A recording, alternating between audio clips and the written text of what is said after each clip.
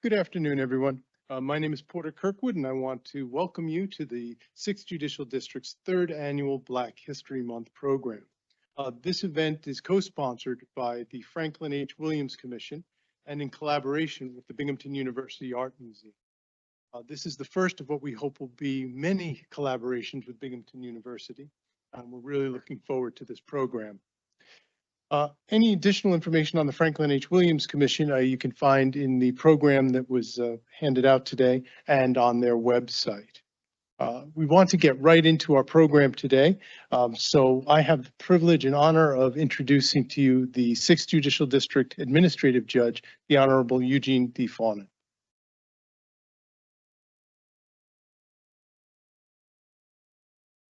Good afternoon, everyone, and welcome. Welcome to the 6th Judicial District Black History Month program. We're proud to offer this program to honor the life and work of Ed Wilson. Ed Wilson was an African-American artist who made Binghamton his home and was a distinguished member of Binghamton University faculty for over 30 years. But Mr. Wilson was more than just an artist. Through his art and public advocacy, he was a leading voice for civil rights in our area. And he was a leading voice championing the importance of recognizing and preserving the unique and rich African-American arts culture. We are very pleased to be able to bring to you Mr. Wilson's contributions to the art world and to our community. First, before we get to that, I'd like to thank our partners in this program, the Franklin H. Williams Commission, with whom we've partnered on numerous occasions to create a more diversified workforce within the 6th Judicial District. Echoing what Porter said, I also want to thank the Binghamton University Museum of Art. It is my great hope that today will be the first of many joint ventures between the Unified Court System and Binghamton University. But without further delay, and in recognition that no one's here to hear me speak, I would like to introduce Dr. Ada Robinson-Perez. Dr. Robinson-Perez is the Executive Director of the Office of Equity and Access and an Adjunct Professor of Social Work at Binghamton University and our moderator for today's program. Dr. Perez.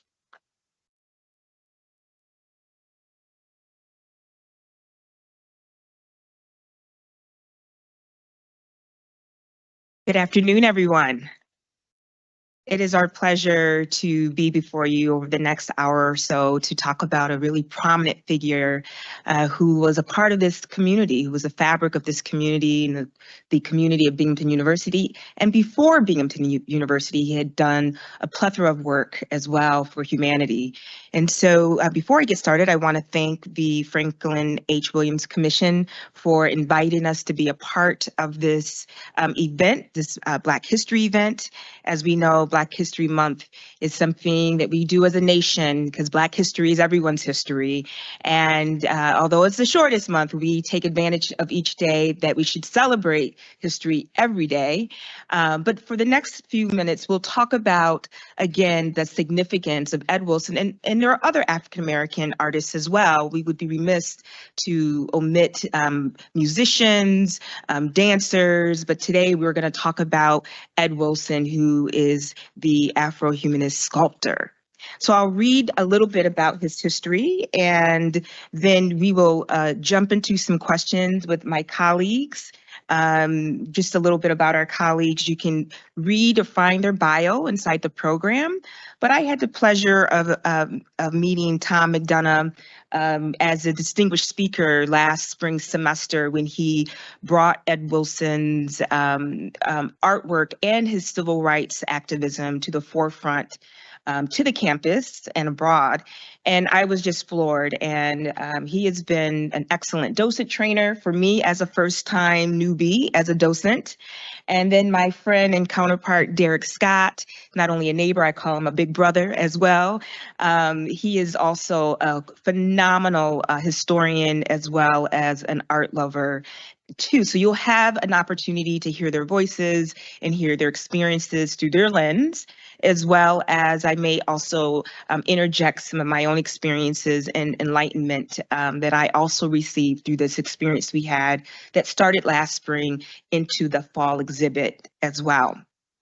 So about Edward Nathaniel Wilson Jr., he was born in 1925, was a pioneering African-American sculptor and civil rights activist, born into a prominent middle-class Black family in Baltimore. So he's shaped by the searing of the experience of racism after leaving Baltimore while serving for his country during the Second World War. And so it was overseas where he began to experience firsthand segregation and second-class citizenship treatment, which was disturbing for him. And after being discharged in 1946, Wilson earned his undergraduate and graduate degrees in art from the University of Iowa, a notably progressive institution at that time, and then later joined the faculty of North Carolina College, a historically Black institution, in 1951. It was there where he developed a national reputation as a sculptor and participated in the burgeoning civil rights movement. In 1964, after his frontline experience serving in the civil rights movement during that time as an activist, decided to become a faculty member. And he joined the faculty and became the first studio artist, which I didn't know at the time was, faux pas to not have an artist actually teaching art. And was one of the first African American professors that came to the university in that area. So he came in tenured, which I thought was really, really important. Over the following 28 years, Wilson taught generations of students. He became an important voice both on campus and in the local community for racial equity, and built a practice of public sculpture that frequently took up themes of Black history and culture, including music, human rights, and his voice could resonate through the work. As you just see the visuals, they're very powerful, and we'll have an opportunity to dig a little bit deeper into that over the next hour. So my involvement with the Ed Wilson project began when I was invited by Dr. Diane Butler, who is the director of the Art Museum. And it was really, wave your hand, Diane. Yay! And I was really, again, honored to be pulled in to play a role to help bridge the community to the university to learn about this prominent figure that many of us did not know, including newcomers that came onto campus from all over the world also had no idea whether they were novice art historians or really experienced art historians. Ed Wilson was a figure some folks just did not know who he was. And so the first question I have for our panel is, who was Ed Wilson? Who was Ed Wilson? And then maybe who was Ed Wilson to you?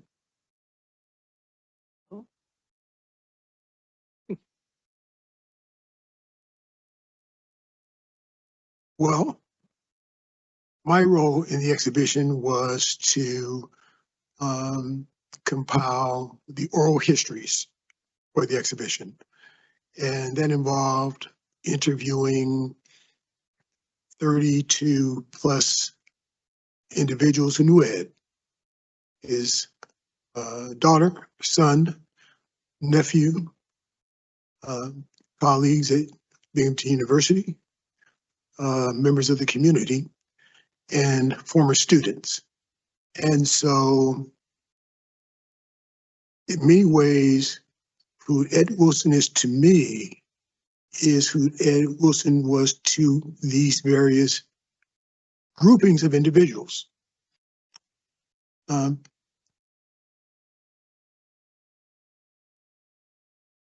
Leadership can't be assumed, right? It has to be bequeathed. And so members of the community who I spoke with to a person talked about his presence and his effectiveness, and particularly in being able to help organize and help create collaboration so that, protests and demands for change were done in a manner that is organized and would be listened to by those in power. He was an incredible father. His daughter Julie was a daddy's girl, and she shared beautiful stories about Ed. And in the exhibition was a sculpture that Ed did of Julie, and which was amazing. And in turn, there's a photograph that Ed took of Julie looking at that sculpture, which is very touching.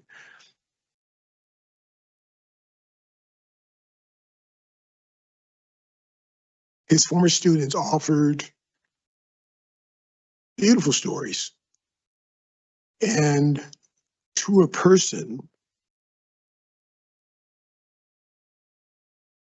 Ed Wilson was a force and a beacon in their lives and helped map them on to their careers.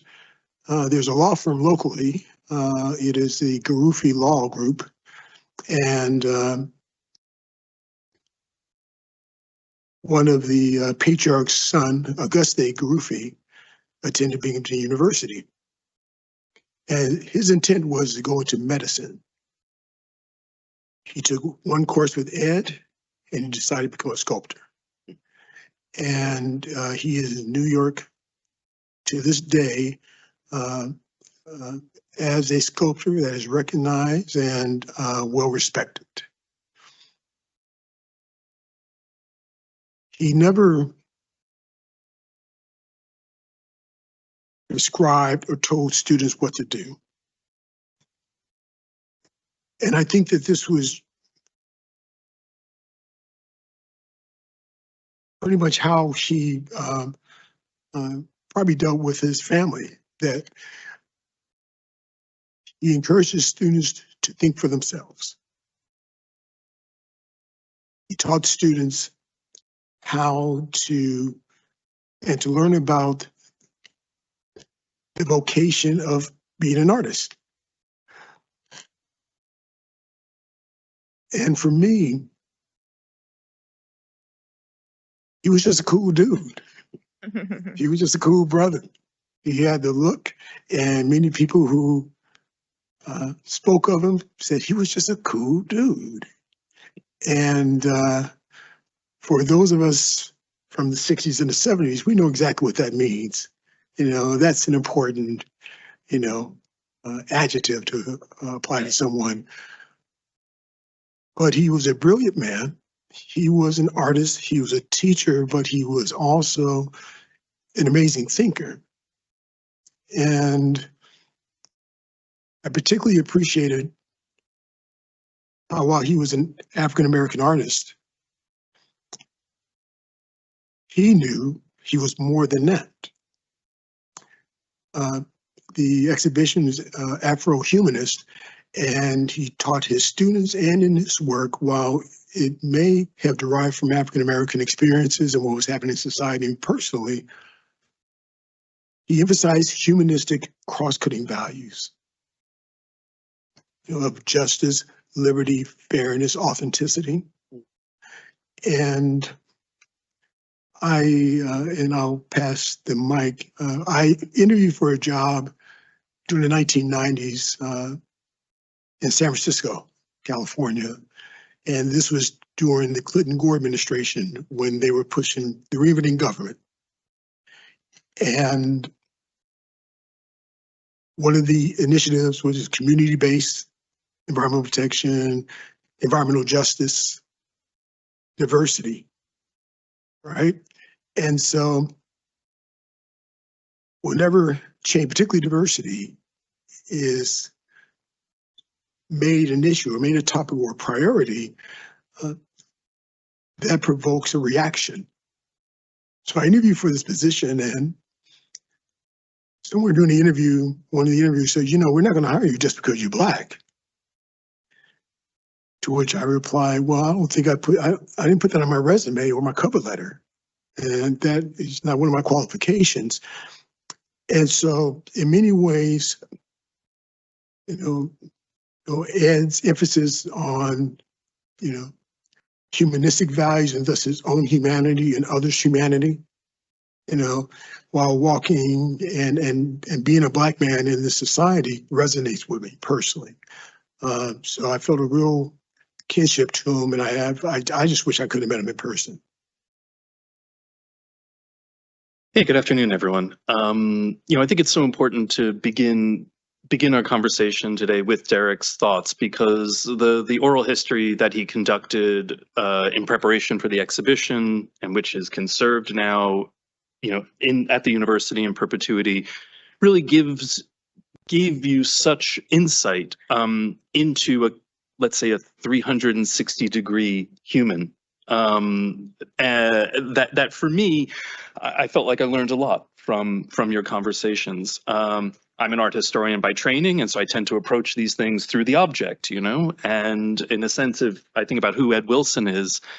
I think this is a really auspicious place to be here at the Broome County Courthouse, thinking about that. And that's precisely because we're here in the courthouse on the second floor, looking out the window at the Soldiers and Sailors Monument out on the courthouse green, right on the courthouse square at Binghamton, which is a monument to soldiers who served in the American Civil War in the 1860s.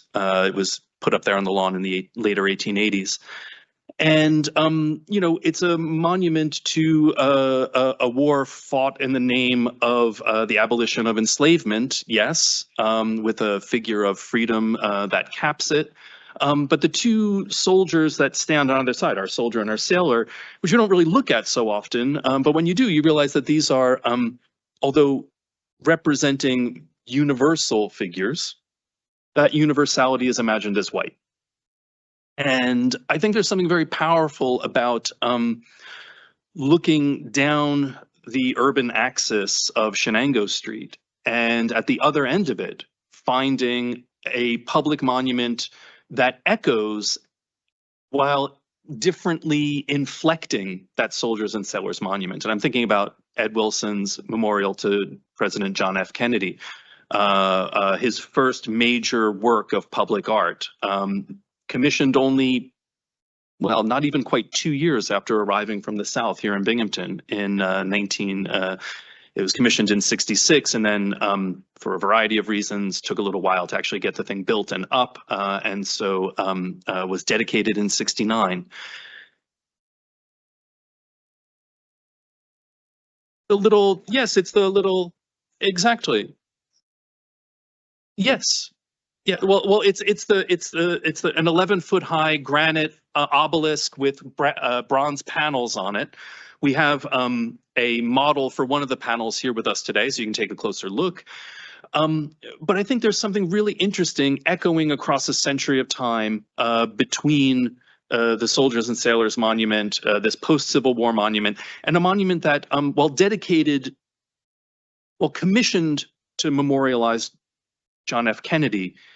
Wilson makes a really interesting decision in that he doesn't give us a single image of John F. Kennedy, right? It's what we expect when we commission a monument to a great person, right? We're going to get a likeness, we're going to get a bust or something, And there we are. And he doesn't do that. He instead gives us these pretty enigmatic bronze plaques, which he calls the 7 seals of silence.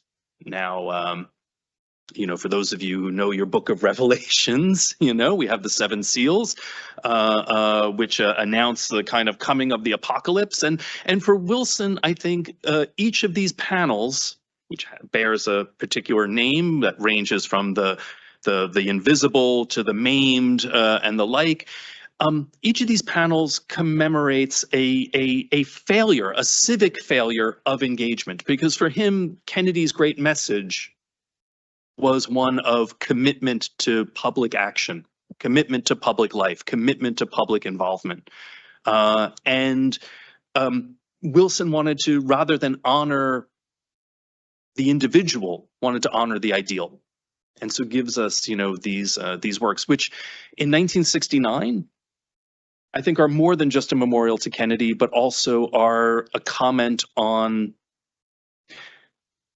the legacy of the previous, 16, 17, 18 years of struggle to fulfill the promises left unfulfilled after the wake of the American Civil War. What would a full freedom look like? And Wilson is someone who was deeply committed to his art, but also deeply committed to that struggle. I mean, he was, from his time in North Carolina through his time here in Binghamton, not just a public intellectual, although he is. I mean, if you go through the old copies of Binghamton newspapers, I mean, he's in the newspaper a lot. He was a person that folks could turn to and ask his opinion of things, and people cared.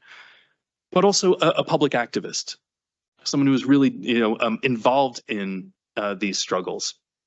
Down to, Martin Luther King Jr. is assassinated on late at night on April 4, 1968.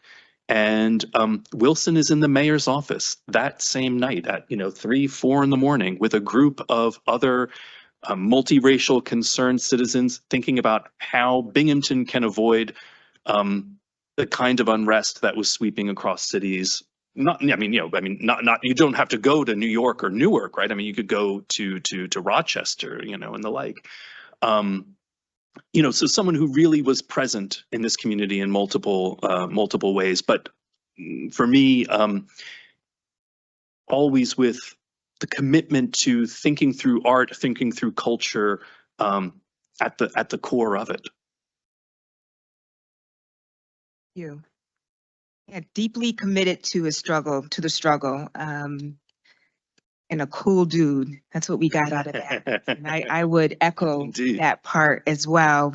What a pleasure it would have been to just be in his presence with his wealth of knowledge and his admiration for humanity and justice. So we're going to transition to the next question, which is talking a little bit more in depth about Ed Wilson's involvement with CORE and the civil rights movement. I gave a backdrop on Ed Wilson's history. We know he was drawn to North Carolina, the opposite side of the country, from the West Coast to the East. And so it was a different vibe, I'm sure. So he was involved in sit-in protests at Greensboro. I'm going to start with Tom and go back to Derek, if you want to give a little bit more context as to his involvement with CORE. Yeah. I think in a way the place to begin is really something, Ada, that you mentioned early on, which was Wilson graduates high school in 43 in Baltimore. He had grown up in a relatively, a very middle-class background. I mean, upper middle class even, right? In the Black community. I mean, Maryland is a southern state. Baltimore was a segregated city, yes.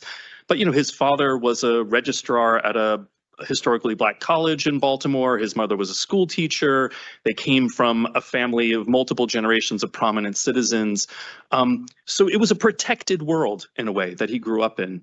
But he's drafted right after graduation in 43, drafted into the U.S. Army. And as some of you might know from your history, I mean, basic training was basically held in the South, in the Deep South, in Georgia and Mississippi. And Black soldiers were trained under white officers. And Wilson really, for the first time, I think, experiences the full brunt of life in the segregated Jim Crow South. And I think it was you use the word searing, and I think that's not an exaggeration. I think it really changed the course of his life in a way. He had wanted to be an architect. That was his plan. And I think by the time he got out of the Army, he really felt there was no place in the U.S. for a Black architect to have a successful career. So when he ends up at the University of Iowa on the GI Bill after the war, he majors in sculpture and art, right? With the idea of going into teaching. He felt like there would be a place for him doing that. And so he ends up, upon getting his master's in sculpture in 51, ends up heading down to North Carolina College in Durham. And that's in 51, and it's a small arts program there, a small sculpture program that he's running. And well, you know, he's working there and making early sculptures that are going to be sort of his path to national recognition. But it's also a time of incredible ferment. And you know, the first lunch counter sit-ins protesting the segregation of public facilities happened just down the road in Greensboro and it's students from another historically Black college. And well, you know what college students are like. If they're doing it down the road, we're going to do it here. So the school he's at, North Carolina College, literally within a week, they're staging lunch counter sit-ins in Durham. And Wilson throws himself into that effort. He's ferrying students back and forth. He leads a protest at a locally segregated movie theater. And he becomes very close with Floyd McKissick of the Congress of Racial Equality, someone who becomes a lifelong friend, I would say, well into his time here in Binghamton. Whenever McKissick was touring through upstate New York, he would stay with Wilson and his family here in Binghamton. Wilson convinces him to teach a course on Black economics at the university for a semester. And I think that involvement is really profound for him. He talks about, there's this beautiful passage in an essay that Wilson writes where he talks about feeling like he grew up with what he calls a psychic split, which, I don't know, again, people who maybe have read, you know, like Black thinking or whatever, you know, you think of W.E.B. Du Bois's double consciousness, that thing of always being African-American, like American and African-American, and being pulled in these two sometimes incompatible directions. And I think Wilson really experiences that. And he says that that his involvement in the civil rights movement in the South really helped him to heal that psychic split. You know, it was, I think, crucially important. The other thing I would just say beyond involvement in activism was his encounter with Black literature. In particular, you know, well, it's funny, like the Metropolitan Museum in New York just opened up a giant Harlem Renaissance show. So Black art of the 20s and 30s, got to go see it. It just opened, so you've got time to get down to Manhattan. We should all get in a bus and do it. But, you know, Wilson is a younger generation, and he's sort of pushing back against the racial advocacy, in a way, of the Harlem Renaissance. And instead, it's a post-war generation of Black writers that he really feels a kinship with. And in particular, James Baldwin and Ralph Ellison, author of Invisible Man, both of whom he meets while teaching down in North Carolina, and becomes close to both of them. But we can talk more about that. But Derek, maybe you want to, I mean, you've talked with, I know his children in particular spoke a lot about these memories to some degree. Maybe that's, you know, something to think about as well. I don't know. I think the question of his involvement with CORE and his engagement with the civil rights movement and his position on segregation in the Harlem Renaissance, right? Because there is sort of physical segregation, but then there's cultural segregation. There's intellectual segregation. And so while you had the NAACP locally, you had the Urban League here, but he also provided advocacy for women's groups as well. And to qualify art as Black art, while that might be, you know, the source of influence, ultimately,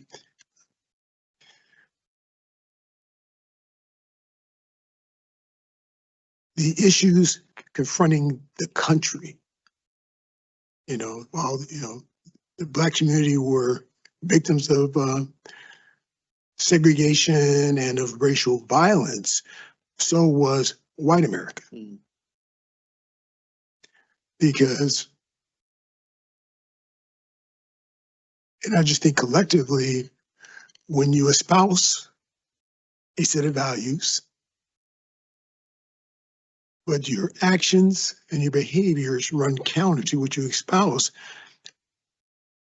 Not only are you seen as a hypocrite, deep down, you must realize you're also a hypocrite.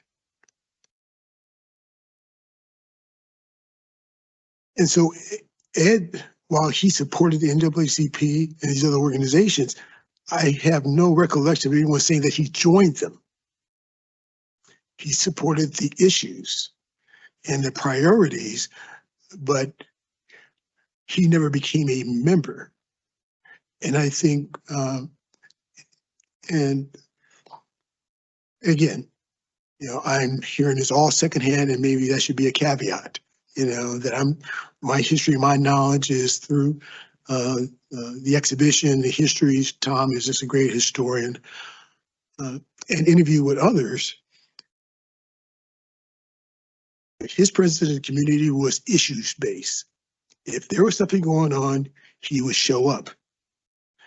And then once the work was done or he did what he needed to do, he would retreat. And really,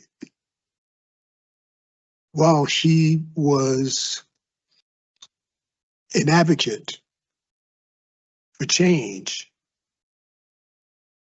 I think intuitively and for sustainability, he realized that he needed to build the capacity of the community to be, leaders of change. Because once Martin was assassinated, Bobby Kennedy was assassinated, and what we see now is the danger of putting an entire cause into one person. When that person is no longer around, then it's like an aimless boat.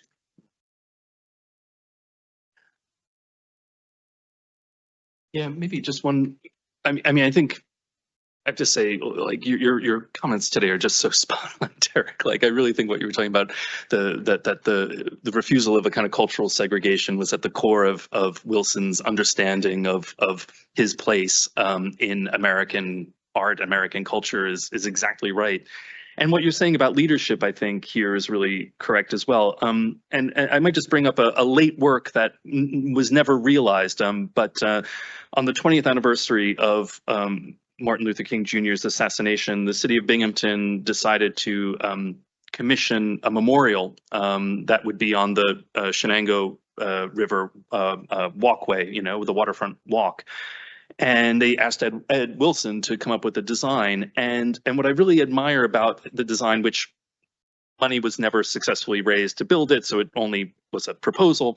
But the idea was to create a concrete wall that would have a crowd of marchers depicted on it, and the figure of Martin Luther King Jr. coming out of that crowd. And so while there's certainly, unlike, let's say, the Kennedy Memorial, a celebration of an individual, it's only seeing it against the backdrop of the movement and a kind of refusal to simply see him isolated and alone. Which has become the kind of dominant mode that we see. I mean, you go down to the mall in Washington D.C. and look at the memorial. It's it's quite like that, very monolithic, singular. And I think you're right that Wilson really refused. He saw the dangers in that, and really, as someone who experienced that movement from the ground up, really understood that the pressure came from below as much as it came from the charismatic, brilliant, advocacy from above, or from a single person. Yeah. You. If I may, so there was some controversy with the MLK Memorial. There were those who commented that he looked angry. And I guess the idea is, well, that's not really who he was. He was more of this, religious, forgiving, nonviolent man, right? And so in some respect, how, and I think the challenge for all people who advocate for civil rights on any level is how to convey that anger, and there is anger, that, and it's important to express that honesty, but not alienate. It's like, if all I have is a banana to feed a baby, what do? You sort of pulverize it so that the baby can eat it. And so in many ways, I would imagine Ed and countless other artists, musicians, writers, grassroots organizers, that is the tension. Mm. We're angry, but how do I build a bridge rather than it being adversarial? And I think by, again, what do we have in common? It is cross-cutting issues, cross-cutting values, humanistic values. Yeah. So again, we're hearing a lot about Ed Wilson's history, including him now as a change agent, anti-segregationist, intellectual, cultural, women's activist, right? We're going to talk a little bit more in some detail about some of his work, because I'd like to hear from my colleagues how Ed Wilson used his particular pieces of work to further promote the civil rights movement before he came to the university, which was in 66, 67, and then after, because I really love the portrait busts. Those are my favorites of his son, his daughter. I think Medgar Evers, who he'd never met, but he admired Edgar Evers' bravery during that time. And so I'm going to pull out some pieces for us, because one of the opportunities we had as docents was to learn from our art historians about these pieces and then teach them back to laypersons like myself across campus. So we would bring in faculty, staff, and students from various classes, and we would stand around these sculptures and we would actually have a dialogue and a discussion about, what do you think Ed Wilson was trying to do with this piece of work? And what was the message you think he was trying to convey here? And you would get this brainstorm of wonderful ideas, because guess what, folks? We are still in a civil rights movement today, right? And so we would tie the things from the past to the things to the present, and also even want to envision us in the future. What was he trying to say? How would he like to see humanity? And so the Minority Man, I want to talk about the Minority Man in reference to how this piece of work helped further the civil rights movement. And then the Fallen Man, you could touch on that as well. I personally liked the board of directors, which we actually had in one of our conference rooms in Harper College. But the Minority Man, first carving was done in 1957. The second one was in 1959. And so you know a little bit about Ed Wilson. He started his work using marble. I learned about the textures and the materials he would use. So he started using a lot of stone earlier in his careers, the sculpture of Sybil, and then Hera, and then he moved into wood carvings. And so I'd like to hear from the panel what they thought about the Minority Man in reference to this promotion of, he had this cynical way of getting his message across, which I also found very humorous as well, getting his point across to stress a point regarding the state of man, or in woman. I'm aware. I mean, I want to thank everyone for their patience, and it's like your lunchtime, and we're like telling you a lot. So I'll try and be concise. Maybe it's not my professorial mode to be concise, but I'm going to try. So the work you're looking at, Minority Man, is a piece of North Carolina red hickory, like a solid wood block. I mean, you can really still feel the tree in it, right? That he carves in 1957. So he's still teaching down south. He hasn't come up to Binghamton yet. This is a piece that's in our collection at the University Art Museum. And I always found it it's a pretty strange work, and I wasn't really clear what Wilson was trying to do until I got a better sense of the overall career. Because there's something, I mean, obviously this is a figure in a pose of supplication, right? Hands crossed up to the chest, looking upward in a kind of pleading mode, right? So why would Wilson, who's a strong figure, well-educated, involved in civil rights, why depict, and clearly with almost exaggerated African-American features, you know, I mean, very clearly racialized, let's say, in its, well, to use a fancy art history term, his physiognomy, right? The face, you know? Why would Wilson want to do this, you know? And this is a reading, and so I'm not going to say this is Wilson doesn't write this or tell us this, but trying to understand what this might be doing.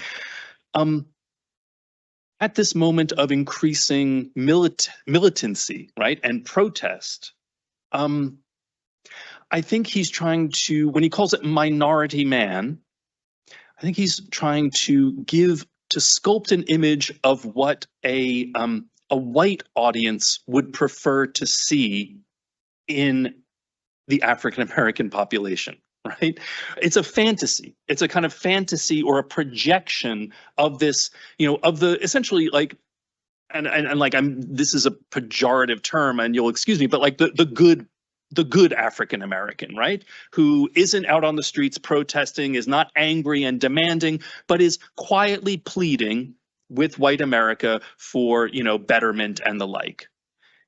And I think this becomes clearer when we put it next to Minority Man 2, which he sculpts 2 years later, which is the opposite stereotype. He's sculpting a particular stereotype, a kind of white stereotype. And the second one, Minority Man 2, is the opposite stereotype. It's the angry African-American. It's a figure with his fist clenched above his head and his face twisted in a scowl as he yells, you know, but also with his hand out for a demand, right?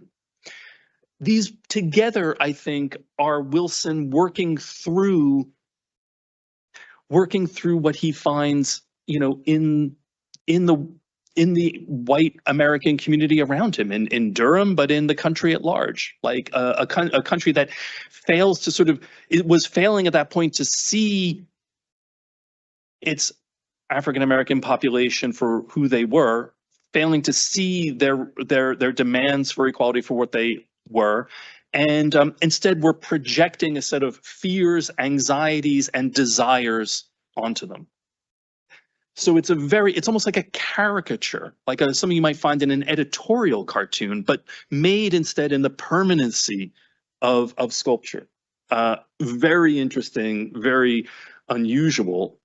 And maybe if I can just give us a pendant to it, if we could just go to the Ralph Ellison piece, like, and we're going to leap ahead by like 20 years, essentially, to the mid-1970s, when one of Wilson's kind of heroes and friends, Ralph Ellison, who was a great novelist, born in Oklahoma City, and Oklahoma City builds a new library in a historically Black neighborhood in his honor, naming it the Ralph Ellison Memorial Library. And Wilson is commissioned to do a memorial, a kind of portrait memorial to Ellison in it. And, you know, there gives us this image of real dignity, right? There we are, of Ellison, imagined almost as you might find him if he was on like a coin, right? If you think about like the you know, Jefferson or Roosevelt on the back of your dime or nickel, or if you think of you know, kind of medallions that honor someone. You know, Wilson elevates Ellison to that stature, depicting him relaxed. He's, you know, I think Wilson goes to visit him out at his country house in the Berkshires, and he seems to be, to my mind, sort of sitting there on a comfortable chair outdoors on a summer afternoon. You can see some foliage there to his to the left. But, you know, picturing a kind of image of I don't know, the African-American successful, intellectual, comfortable in his own life. I mean, it's the opposite, in a sense, of Minority Man, right? It's the opposite of this simplified projection instead a figure captured in his individuality and dignity. This is just a plaster model for a work that was cast in bronze. We would have to, I mean, maybe after our visit to the Harlem Renaissance show in New York, we can hop on a plane and head out to Oklahoma City and see this as well. I first saw Minority Man at a previous exhibition, nothing other, African-American portraits from the Harlem Renaissance to present.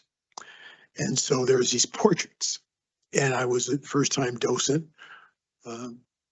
And I'll just, a quick sidetrack. I just, really appreciate the relationship and the friendship that I've developed with the Binghamton University Museum, its leadership. It's been amazing. So I have to make a confession.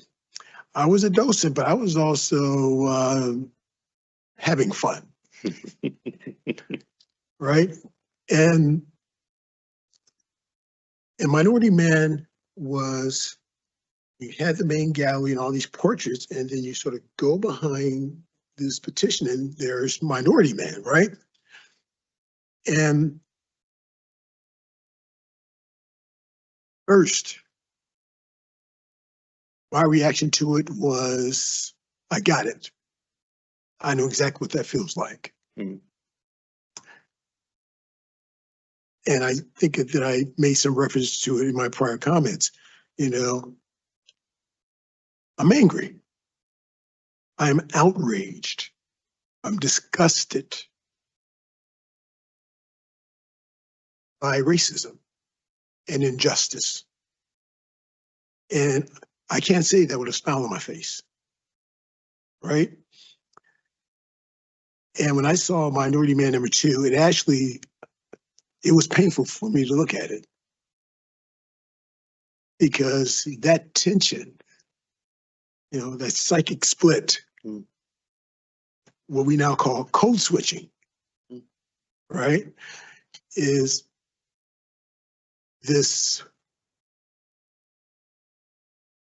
that compromise. And the necessity to do that, in many ways in itself, is dehumanizing, right? And so when I saw Minority Man for the first time, it angered me. So what I would do is this. I was a first-time docent, and our job is to, ask some leading questions and get, viewers to engage the piece, right? And so whenever we got to Minority Man, the Minority Man sculpture, I said, so tell me what you see. It was all through, the object. Oh, I see that's made out of wood, and I said, no, it represents, what Black people have to do in order to, to get through this crazy world, right? And they was just sort of, okay. But I had a ball with that piece. And likewise, Minority Man #2, that tells the truth. What's really going on. It reminded me of, there's some who were Malcolm X people and others who were MLK people, right? And my parents were MLK people, right? Don't make waves, don't anger them. As a kid, I was more of a Malcolm X guy. I was young, and just the demand for justice and the directness. And I'm gonna talk to you as a man. If you're gonna strike at me, I'm gonna hit you right back. I love that. So for me, as a retiree, as a community member, as a lover of the arts, Ed's pieces all, I experience them through empathy. the board of directors, I worked 36 years in government. And so when I saw the board of directors piece, I knew exactly what was being expressed. So the absurdity of bureaucracy and those weekly management meetings I had to go to. Yeah. I like that, the absurdity of bureaucracy. That seems like an art piece myself.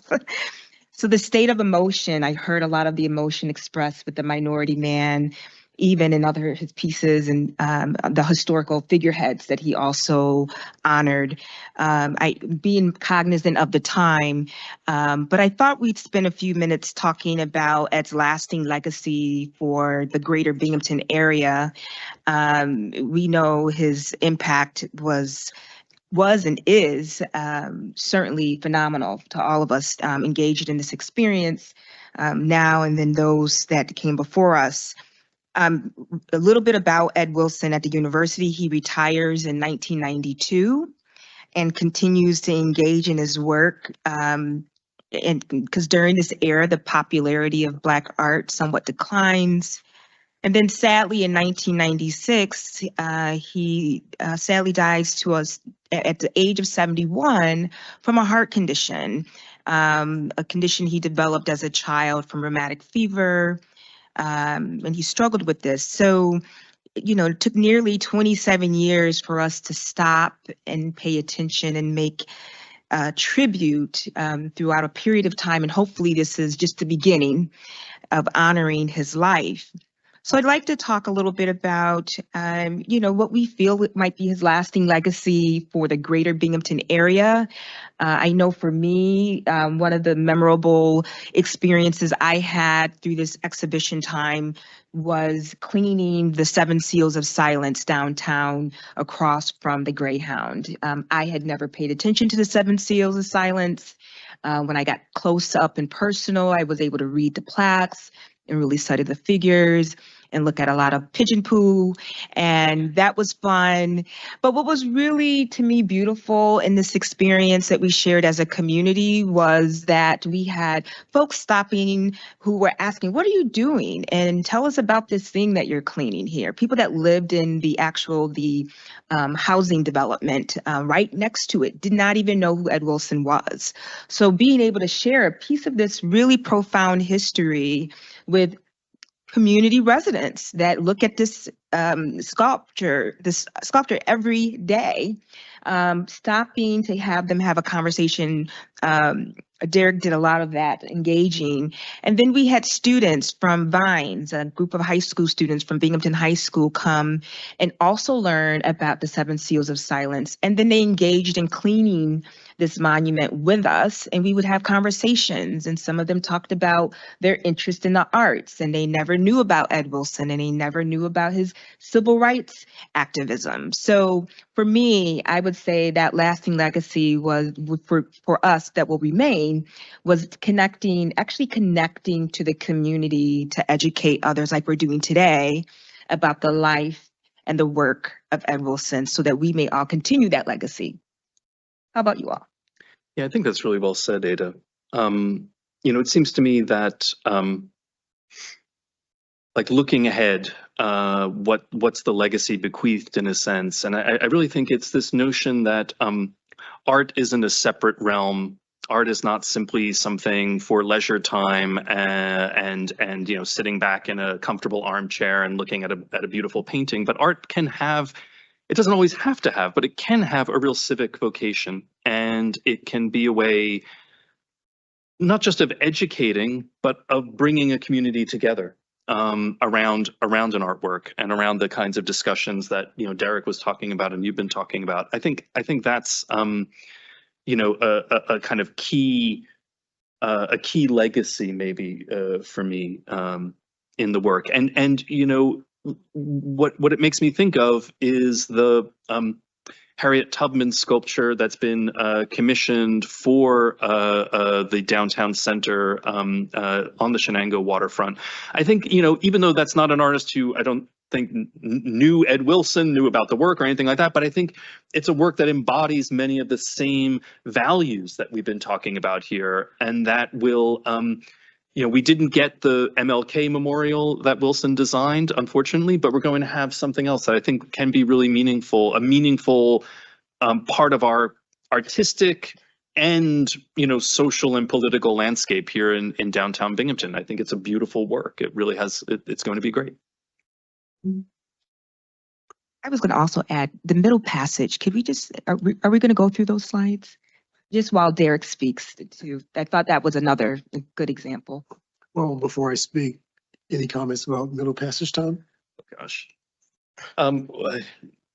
Well, we don't really have the time, but let's say this is, you know, this is a work. Middle Passage was commissioned in the mid-70s by the city of New York for a high school in Bed-Stuy. So, you know, at that time, you know, a black, very strong black neighborhood, and maybe his most ambitious kind of statement in a way. These 3 concrete curving walls that are lined with bronze plaques, you know, we would call them reliefs or friezes built into the walls that tell the story of the transportation of Africans to the New World in the Middle Passage. A very powerful work. And again, you know, placing it in the entranceway to a high school really drives home that kind of educational mission. I'll leave it at that. Well, I mean, While we were cleaning the 7 Seals of Silence, and one of the Vine girls said to me, I walk by here every day and I've never seen this before. And Ed never gave away nor sold his work. He gave one piece to a former student who worked with him. He was like an apprentice, and he was his best man at the student's wedding, and he gave him a gift. But that was pretty much it. His work was public art. And what happens, it becomes normalized. It's like getting up in the morning, you have your coffee, and you don't really think about it, but you're at work, right? And the things that you pass by and see every day, you know, you don't really stop and look at it, right? And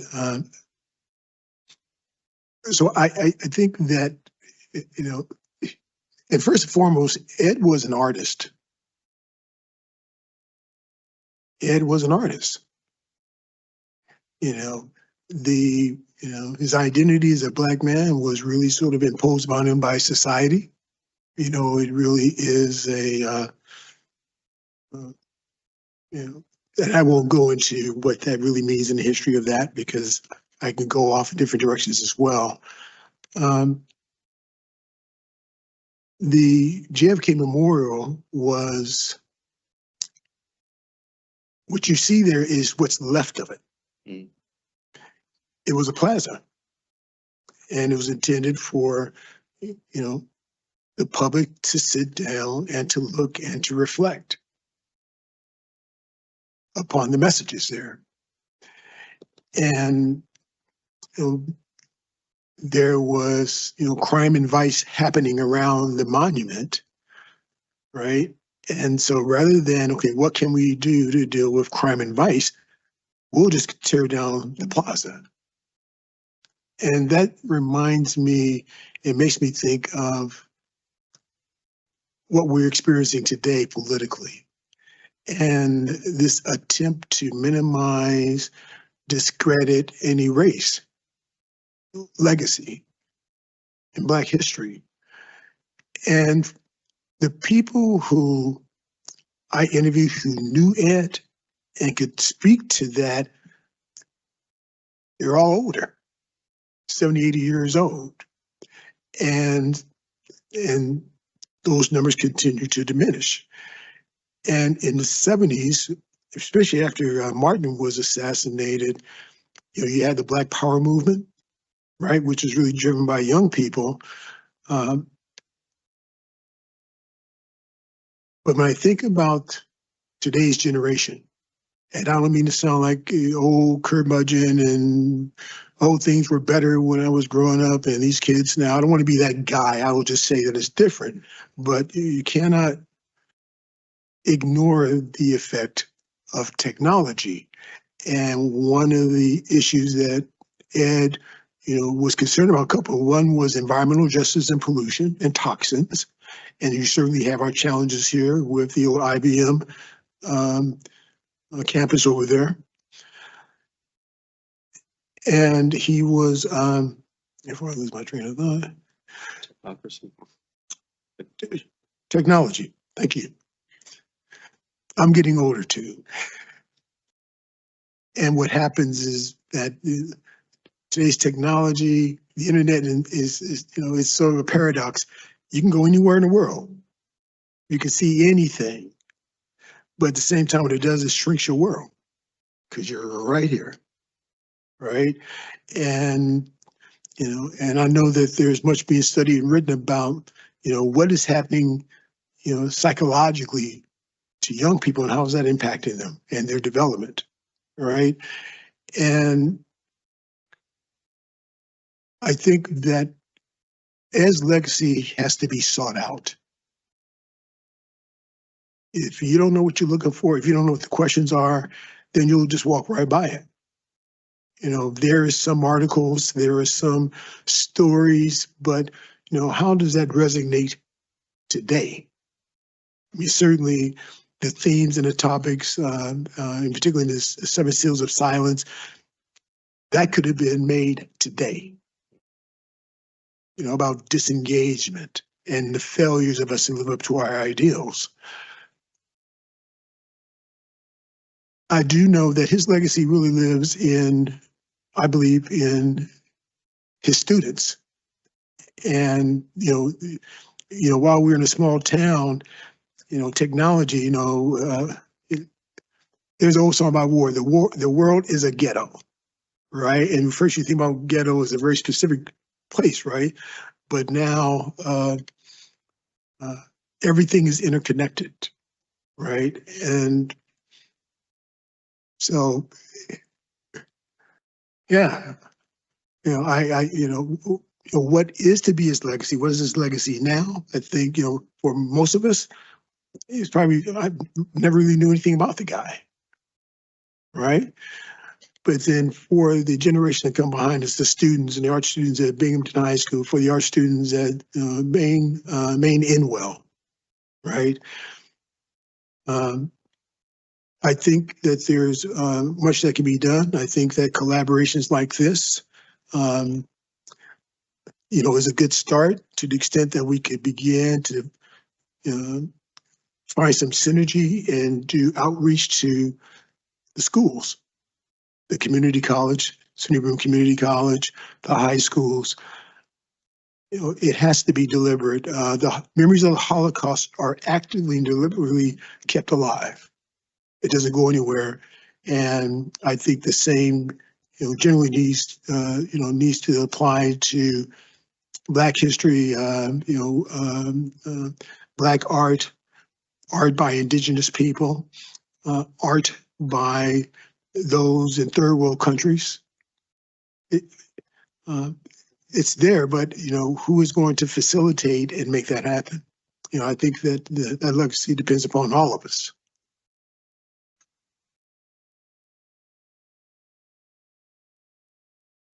Wow, how's everyone feeling? Breathtaking, isn't it? We are coming somewhat to an end. I just wanted to tie up some of the thoughts that these two enlightened us with. Bridging these ideas together of Ed Wilson's work relative to his pieces being timeless, relevant to social issues that are still pervasive in our society. I'm hearing, Ed Wilson left this legacy that there's still a social responsibility that we all have.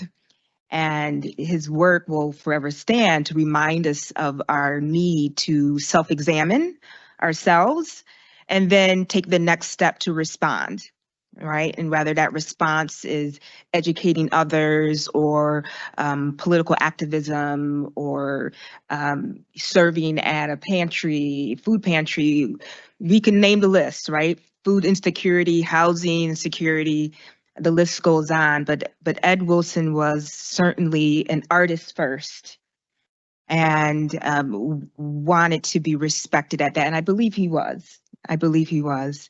I think, are we ready for Q&A or can we move on? Okay, so this is an opportunity. I know we have other slides that Tom may want to go through, but this is also an opportunity for the public here to ask the panel any specific questions relevant to Ed Wilson's work or our experience in launching this exhibition. And first, I want to give a round of applause to Amanda Lynn, who is our art community educator. Also with us is Michelle Gardner and Diane Butler, and then a host of other faculty and staff at the university that partook in this event as well. So Thank Ada for great questions and keeping us all on time. You know, I don't want to jump in, but I'm wondering, we do have two artworks here. You've all been sitting on hard benches. Well, actually, you've got like little, at least some of the front row. You see, we put our coats on the front row. You had to sit on the hard benches in the back. Maybe you should a little cushion. Maybe we could come, if people want to come up, and we can actually just have a less formal conversation. Sure. I mean, I know there's folks online, so I'm waving to you. Sorry. Yes. No, I don't think we brought one. Unfortunately, it's gone back. It's held in a private collection, and so after the end of the exhibition in the fall, it was returned back to the private collector. So yes, unfortunately. But I might put in a plug for the spring exhibitions at the museum. Just because Ed Wilson isn't up any longer doesn't mean that it's not still a good time to come over to campus and visit exhibitions. Notably, Artists and Paint Makers, which is a fascinating show that explores the interaction between a company that began making a new kind of paint used by artists in the 1960s and 1970s and the circle of artists who invented new ways of painting with it. So it draws upon work from our collection, but also upon the archives of Leonard Beaucourt and Golden Paints. A beautiful exhibition. And also an artist of the, let's say, a next generation younger to Ed Wilson, African-American sculptor born in the 40s rather than the 20s, David Hammonds. We have two outstanding loans of works of his on display in the downstairs gallery at the museum. An amazing opportunity. I mean, this is work that you would have to normally go to London or New York or a major museum to see, and we very generously are able to put two works up for the spring. So I would highly recommend coming to see all that. So come on over to the museum. I have a plug. I am hosting a radio show, right. WHRW, which is Binghamton University radio station. The show can be streamed, and it was inspired really.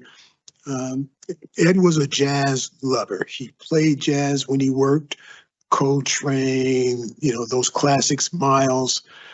And part of the public outreach effort was, well, why don't we do what I thought was going to be an interview to talk about the exhibition. The young man knew nothing about jazz. I just want you to play stuff. And by the end of that show, would you like to have your own radio station? And so if you want to hear jazz, Thursdays from 8:30 a.m. to 10 a.m., it can be streamed, or you can hear it on locally 90.5 FM. Check it out. Mm-hmm. Thank you. Thursdays. 7:30 to 10 a.m. And I've heard him. He's a good DJ, by the way. All right. So why don't we go for, question. Just have a few concluding remarks for our online. Yes. Because obviously they're not going to be able to come up and see these things in person, but I'm like the last person in the world should be commenting on art, and quite honestly, but I learned so much today. I mean, clearly art, can inspire, it can enrage, it can, cause you to reflect. And it seems like the true art can call you to act, or call you to change, or call you to be part of the change, or to make that change. And, clearly what I've learned today, and I don't know if anyone else has had this experience, but what I was learning today is that was what Ed Wilson's art was. It was all of that. It was to make you see something maybe that you didn't see, to see something in a different way, and then actually take action based upon that. And I clearly will never look at the monument, the JFK monument, the same way, because now I understand the background, and I understand a little more of what he was trying to do. And I think the pieces we have here, one of which is one of the parts of the monument, you just can't look at them the same way after hearing this background. So I'm so very thankful to our panelists for providing that background, for giving a person like me a little more insight into, the work of Ed Wilson. I'm very thankful for our moderator as well. And I thank all of you for attending. And for those who are here, you're able to come forward and get a little more informal give and take about these pieces, and perhaps about the artist himself. But I do want to thank everyone for attending, both virtually and in person. And the online group, sorry, but we're gonna have a little more fun here. Thank you all.